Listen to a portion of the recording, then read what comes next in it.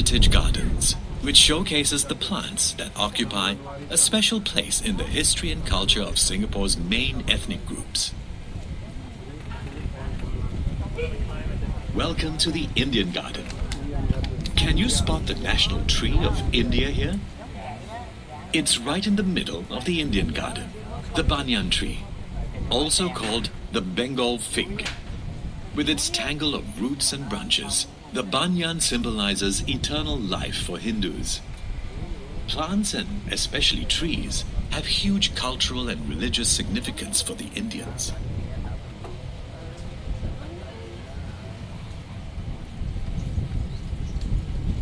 In front of you, a circular opening in the wall welcomes you into the Chinese garden. This is called a moon gate, a feature found in traditional Chinese gardens, and represents a full moon. For the Chinese, a garden is a reproduction of the natural environment. That's why features like ponds and boulders are common in classical Chinese gardens. A rock represents a mountain, and water stands for rivers and waterfalls.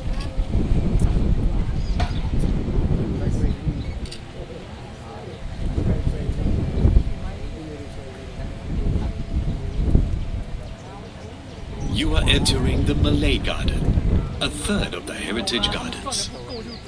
The timber structure coming up on the right is an example of a traditional village residence known as a kampong house. There are many food plants here used by the Malays, such as lemongrass and the breadfruit tree on your right.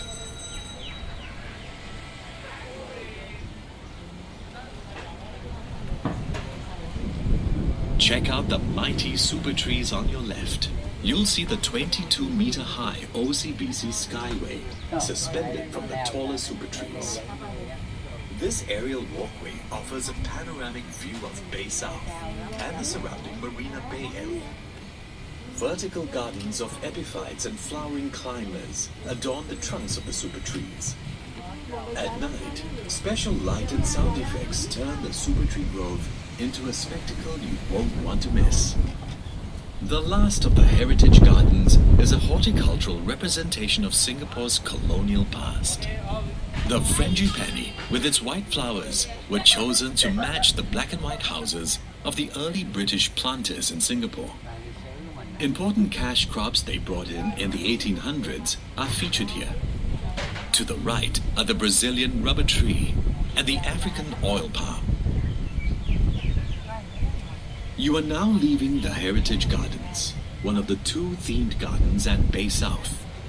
We hope you've enjoyed learning about Singapore's culture and heritage through the plants you have just seen. You are approaching a stupendous white baby sculpture called Planet by British artist Mark Quinn.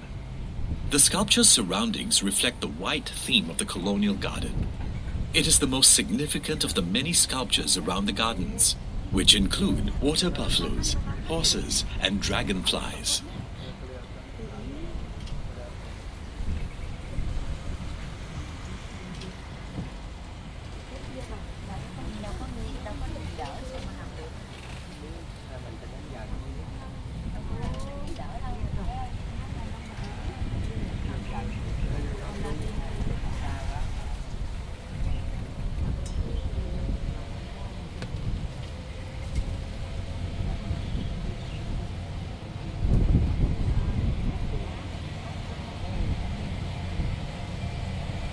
Behold the complex forest towering in front of you. This is the Super Tree Grove, one of the distinctive icons of Bay South. Every super tree is a vertical garden rising from 25 to 50 meters high. These trees draw inspiration from the dominant trees of our rainforests that cannot grow to such heights in our urban environment. The tallest super tree is as high as a 16-story building. These green giants perform the functions of real trees, such as absorbing heat and harnessing solar energy via solar panels atop their canopies. This energy is sufficient to light up the trees at night. They also collect and store rainwater, which is used to irrigate the plants that grow on their trunks. Look up to the left. The tallest super tree at 50 meters high houses the Indochine Bistro at the top. That guarantees the best treetop view with the backdrop of beautiful gardens and surrounding marina area. The Super Tree dining area to the right also serves various local and international delicacies. After your ride, be sure to visit the OCBC Skywalk on your left. The bridge hangs from the Super Tree's 22 meters in the air, offering a dazzling view of the garden below. At 7:45 and 8:45 p.m. every evening, the Super Tree Grove serves an audiovisual treat. The OCBC Garden Rhapsody, a spectacular light and sound show that will captivate your senses. The garden's open grounds, such as the circular lawn to your right, are perfect for a picnic. This area is shaded by a grove of rain trees, such as the ones which have been growing here before the construction of the gardens. Look up to your left and you will notice a giant raised structure. This holds the World of Plants garden, which we will visit later. Bay South is built on reclaimed land, which is flat. These raised gardens give variety to the landscape and different levels where visitors can enjoy the gardens. Coming up to the left are two giant fish tanks built right into the wall. Each tank contains large ornamental fishes, reflecting the popular hobby of aquarium keeping in Singapore. The main residents are the carnivorous arowana, which are native to the tropics. These long-lived fish are known for their fierce nature and reputed to bring good luck to their owners.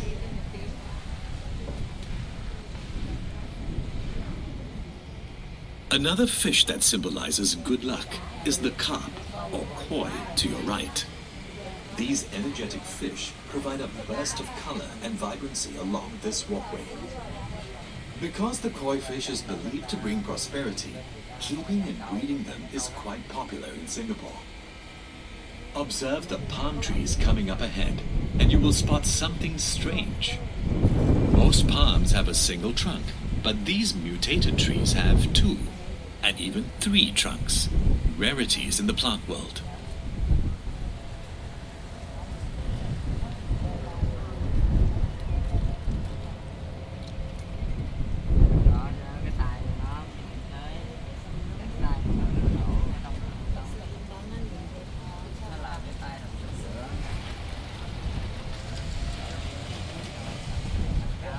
Try to imagine a world without plants. It's impossible. Without plants, there would be no life on the planet. 6 gardens in the world of plants ahead of us focus on the role of plants in our ecosystem. Do you know which were the first plants that colonized the surface of the Earth? In the Discovery Garden, you'll learn how plant life began. Ferns and mosses were the first plants that appeared on land 500 million years ago. If you see what looks like tree trunks lying on the ground, they are actually petrified wood, ancient trees fossilized through time. The topiary sculptures in front depict the native animals of the rainforest, such as the orangutan, dung beetle, and hornbill. Topiary sculptures require constant pruning to maintain their form. These sculptures are made out of the curtain fig. The animals showcased here are closely linked to the flowering, fruiting, and dispersal of the fig. This is the Fruits and Flowers Garden. Pollinated flowers develop into fruits with seeds. The fruits of the cannonball trees on your left and right expel their seeds when they explode on impact, giving the tree its name. Plants and trees also reproduce by dispersing seeds through wind, water, or animals. Not all plants require direct sunlight to flourish. Explore the dark side of the rainforest in the understory garden. Organisms on the forest floor have found ways to survive under low light conditions. Fungi, like the mushroom sculptures you see on your right, help to break up fallen leaves and twigs into rich nutrients for vegetation.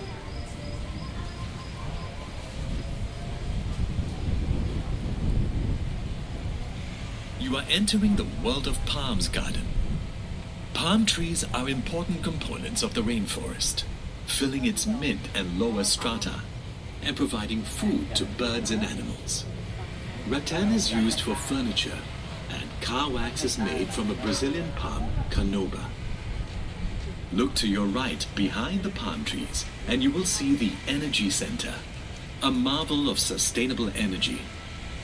Tons of horticultural waste collected from parks every day is burned to power turbines that help cool the flower dome and cloud forest. At the Secret Life of Trees garden, learn all about trees and their wondrous forms. On your left and right, the leaves of the snowflake trees resemble the lattice structure of a snowflake. Baobabs, which you can see in the flower dome later, are nicknamed overturned trees because their branches look like roots growing into the air. And look out for the thorny trunks of the kapok trees on your right. We are now making a stop at the canopy once again. Do get off here to visit the two cooled conservatories, which hold a truly global kingdom of plants. They come from every continent except Antarctica.